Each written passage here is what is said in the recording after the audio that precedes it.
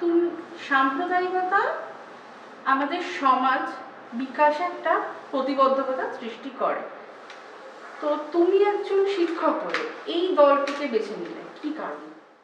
আমি ঠিক এর সঙ্গে সমর্থন করছি না। তার কারণ হচ্ছে যে বিজেপি মানেই সাম্প্রদায়িক দল, এই তকমাটা কিছু বামেরা এবং পরবর্তীতে তৃণমূল এটি একটি ন্যারেটিভ তৈরি করেছে, বিশেষ করে বিজেপির পক্ষে।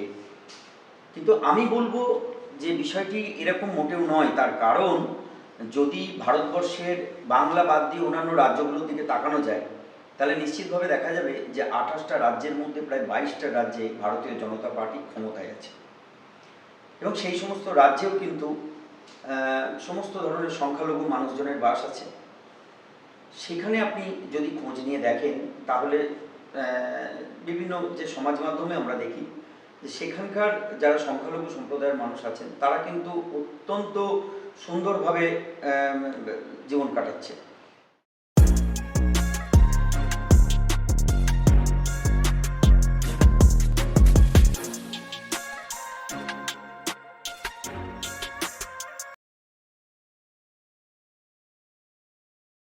সোমনাথ, তুমি পেশায় একজন প্রফেসর। তো বিজেপিকে অনেকে বলে বা শোনা যায় বলতে, বিজেপি একটি সাম্প্রদায়িক দল। সাম্প্রদায়িকতা আমাদের সমাজ বিকাশে একটা প্রতিবদ্ধকতা সৃষ্টি করে। তো তুমি একজন শিক্ষক হয়ে এই দলটিকে বেছে নিলে কি কারণ? না, আমি ঠিক এর সঙ্গে সমর্থন করছি না। তার কারণ হচ্ছে যে বিজেপি মানেই সাম্প্রদায়িক দল, এই তকমাটা কিছু বামেরা এবং পরবর্তীতে তৃণমূল এটি একটি ন্যারেটিভ তৈরি করেছে, বিশেষ করে বিজেপির পক্ষে। কিন্তু আমি বলবো যে বিষয়টি এরকম মোটেও নয়। তার কারণ যদি ভারতবর্ষের বাংলা বাদ দিয়ে অন্যান্য রাজ্যগুলোর দিকে তাকানো যায়, তাহলে নিশ্চিতভাবে দেখা যাবে যে 28টা রাজ্যের মধ্যে প্রায় 22টা রাজ্যে ভারতীয় জনতা পার্টি ক্ষমতায় আছে, এবং সেই সমস্ত রাজ্যেও কিন্তু সমস্ত ধরনের সংখ্যালঘু মানুষজনের বাস আছে। সেখানে আপনি যদি খোঁজ নিয়ে দেখেন, তাহলে বিভিন্ন যে সমাজ মাধ্যমে আমরা দেখি যে সেখানকার যারা সংখ্যালঘু সম্প্রদায়ের মানুষ আছেন, তারা কিন্তু অত্যন্ত সুন্দরভাবে জীবন কাটাচ্ছে। তাদের কাজের বাজার রয়েছে।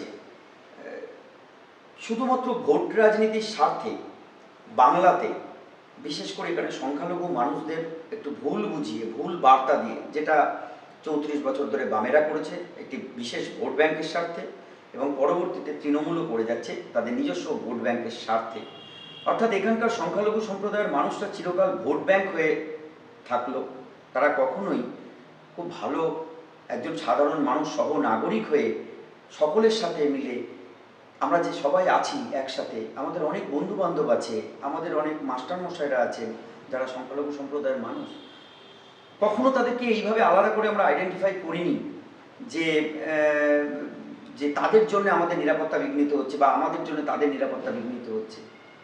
কিন্তু এই পরিস্থিতিটা কোনোভাবে কোথাও না কোথাও বর্তমানের যে শাসক দল, তারা আরও বেশি করে এই ন্যারেটিভটা মানুষের মধ্যে তৈরি করছে, এবং এটাতে করে একটি দাঙ্গার পরিস্থিতি, একটা আবহ তৈরি করার চেষ্টা করছে, যাতে করে একটা ভোট ব্যাংক তাদের সহজেই তারা আয়ত্ত করতে পারে। কিন্তু আমার ধারণা যে বিশেষ করে যারা এখন এই মুহূর্তে সংখ্যালঘু মানুষজন আছেন, তারা যথেষ্ট শিক্ষিত এবং যথেষ্ট শিক্ষায়, উচ্চশিক্ষায়, বিশেষ করে বিজ্ঞান শিক্ষায় শিক্ষিত হচ্ছে। আমার ধারণা নিশ্চিতভাবে তারা বুঝতে পারছেন যে এত বছর ধরে তারা বিভিন্ন রাজনৈতিক দলের ভোট ব্যাংক হয়ে থাকলো।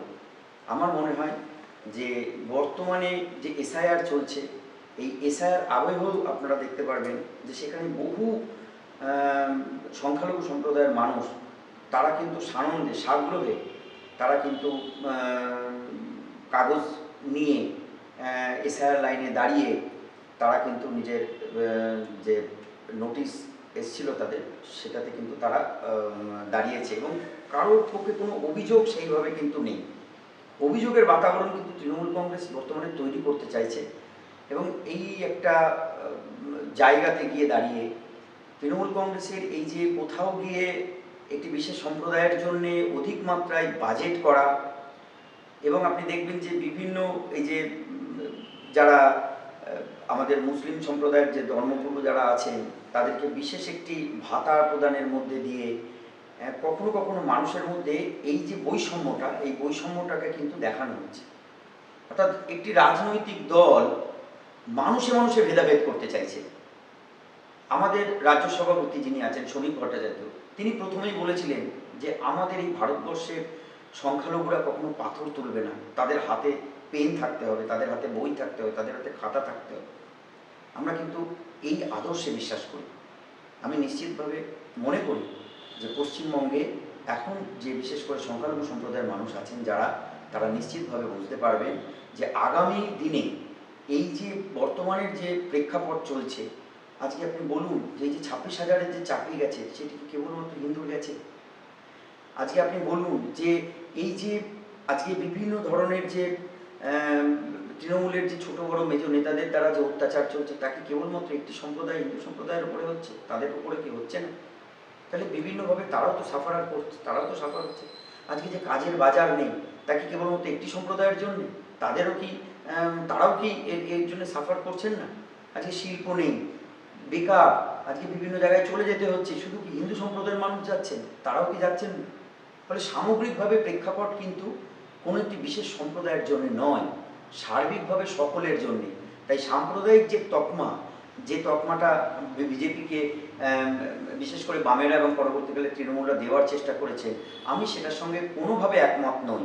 এবং আমি একজন সমাজ গড়ার কারিগর হিসাবে, আমি একজন অধ্যাপনার সঙ্গে যুক্ত থাকা ব্যক্তি, উচ্চশিক্ষিত ব্যক্তি হয়েও আমি বলছি যে আমি অন্তত ভারতীয় জনতা পার্টির যে সনাতনী আদর্শ দেখেছি, বিশেষ করে আমাদের যে ভারতীয় কৃষ্টি কালচার সংস্কৃতির যে প্রবাহমানতা দেখেছি, তা কিন্তু বিজেপির সঙ্গে সমানভাবে যায়। এবং সেই কারণেই আমার ভারতীয় জনতা পার্টিতে আসা এবং ভারতীয় জনতা পার্টির সঙ্গে একত্রিত হয়ে কাজ করতে আমার কোনো জায়গায় কোনো রকম বাধা লাগছে না।